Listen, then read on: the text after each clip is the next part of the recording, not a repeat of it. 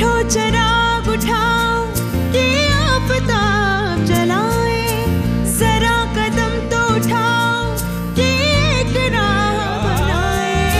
उतारो पाँव से मेहंदी की ये पाँव जलते हैं, उतर के राह पे देखो कि ये पाँव चलते हैं। क्योंकि जीना इसी का नाम है, क्योंकि जीना इसी का नाम है, क्योंकि जीना इसी का नाम है।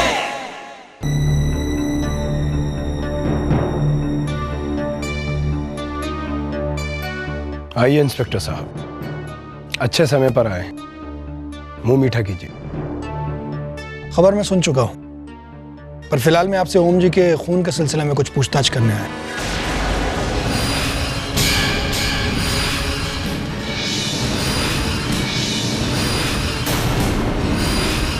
अभिमन्यु बाबू, आप पर ही इल्जाम था कि वो खून आपसे हुआ है।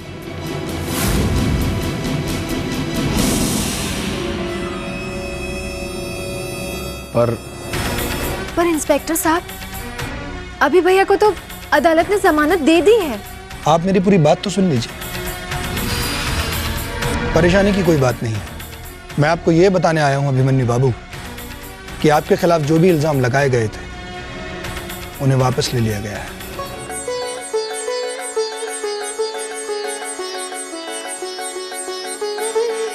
मैं जानती थी कि एक दिन सच जरूर सामने आएगा। बिल्कुल कांता जी, हमने उस गोली की जांच करवाई है जिससे ओम जी की हत्या की गई थी, पर वो उस रिवॉल्वर से निकली गोली नहीं है जो मौके वारदात पर अभिमन्यु जी से बरामद हुई,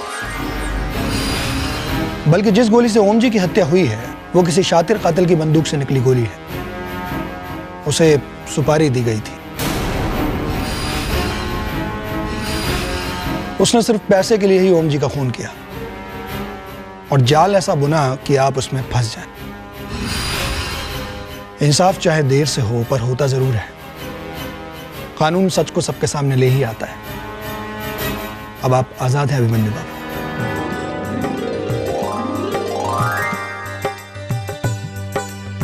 शुक्रिया इंस्पेक्टर साहब।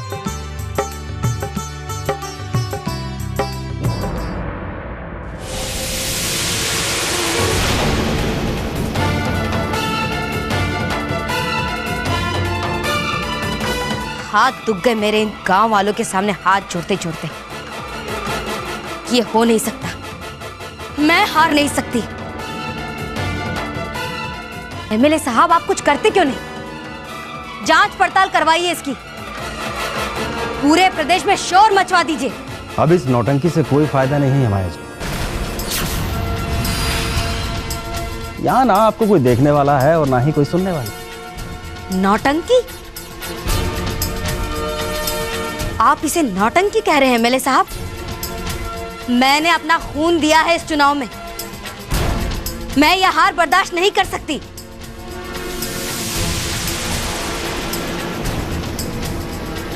बर्दाश्त तो आपको ये हार करनी ही पड़ेगी माया जी। आप कहना क्या चाहते हैं एमएलए साहब? आपकी गलत चुनावी नीतियों के कारण ही हम ये चुनाव हारे हैं।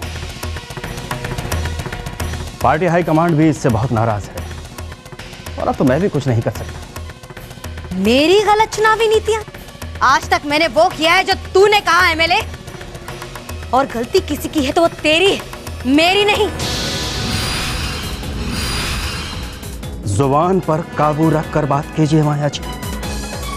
ये तू तड़ाक की भाषा तो मुझे भी आती है, और यकीन दिलाता हूं कि मेरी भाषा आपसे बेहतर ना हो, लेकिन बदतर जरूर होगी।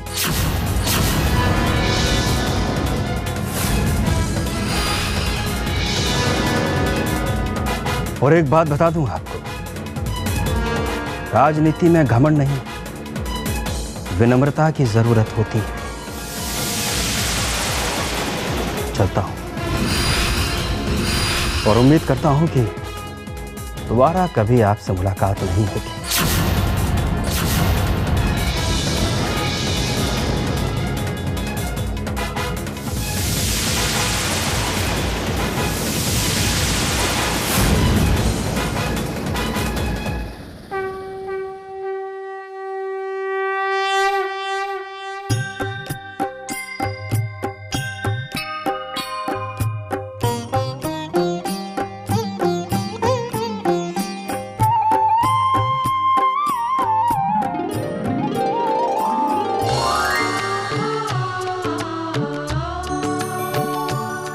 आज बहुत शुभ दिन है जीजी।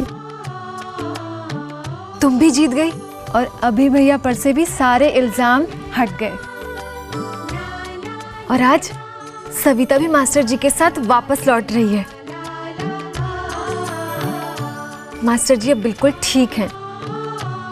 कांता, सब देवी माँ की कृपा है। और अभी मैं तुम्हारे लिए भी बहुत खुश हूँ। आपको भी जीत बहुत बहुत मुबारक हो। बहुत बहुत धन्यवाद। अब तुम दोनों मेरी एक बात ध्यान से सुन लो। अब इन खुशियों का जश्न इस घर में चलते रहना चाहिए। हाँ, मतलब अरे हमारी सविता की शादी मास्टर जी से और तुम्हारी शादी हमारी कमला बहन जी से।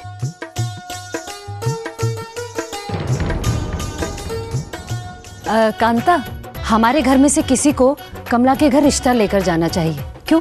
बिल्कुल।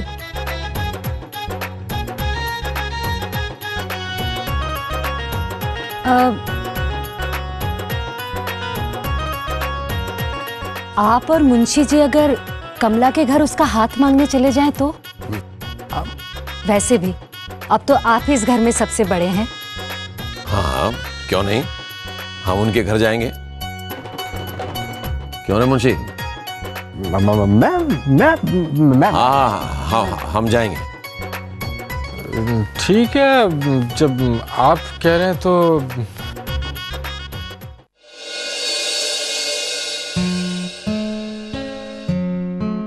ये लीजिए मास्टर जी। शुक्रिया शबनम।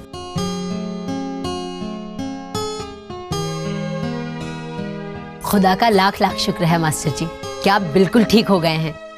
अरे ठीक कैसे नहीं होता जब तुम जैसे दोस्तों की दुआएं मेरे साथ थी।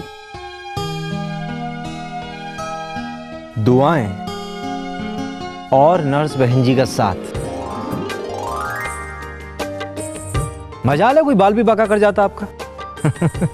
बिल्कुल, नर्स बहन जी ने एक पल के लिए भी मास्टर जी का साथ नहीं छोड़ा। हाँ, अस्पताल में तो 24 घंटे साथ रही ही, लेकिन वापस आकर सारा इंतजाम भी कर दिया। ये देखो। सच में अगर सविता नहीं होती तो। ऐसे कैसे नहीं होती साहिब, सच्ची मोहब्बत करती हैं आपसे।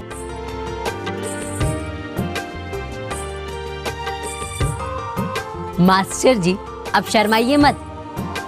अरे हमारी कमला से कुछ सीखिए ना। आपको पता है अभी और इसकी शादी की भी जल्दी ही शहनाई बजने वाली है।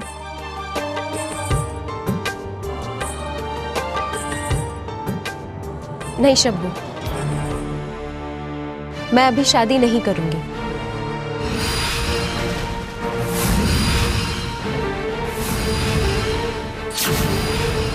पर क्यों कमला, क्या हुआ?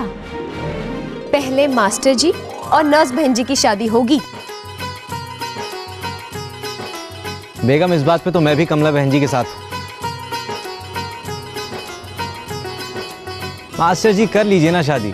अरे इमरान, तुम तो जानते हो कि ये बहुत मुश्किल है।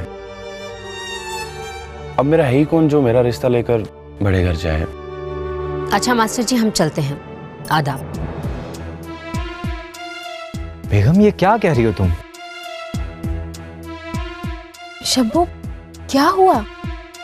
मुझसे क्या पूछ रही है? उनसे पूछना। सुना नहीं क्या कहा इन्होंने? जैसे मैं और इमरान तो है ही नहीं। मेरा वो मतलब नहीं था शबनम। मैं तो बस मास्टर जी, आपने जो कहना था कह लिया, लेकिन हमने तो तय कर लिया है। मैं और इमरान आज ही बड़े घर जाएंगे और नर्स बहन जी का हाथ आपके लिए मांगेंगे।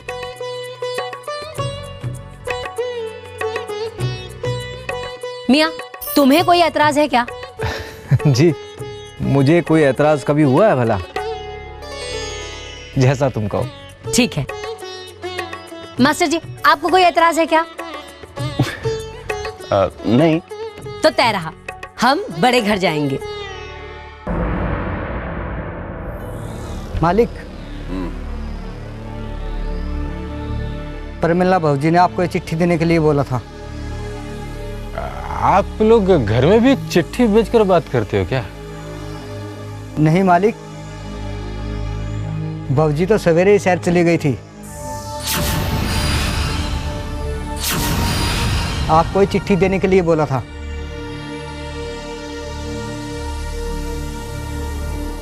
तू जा। जी मालिक।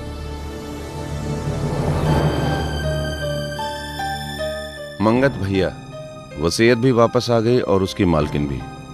जब इस नाटक पर ही पर्दा गिर गया तो फिर तुम्हें मेरी क्या जरूरत होगी। यही सोचकर मैंने यहाँ से जाने का तय किया।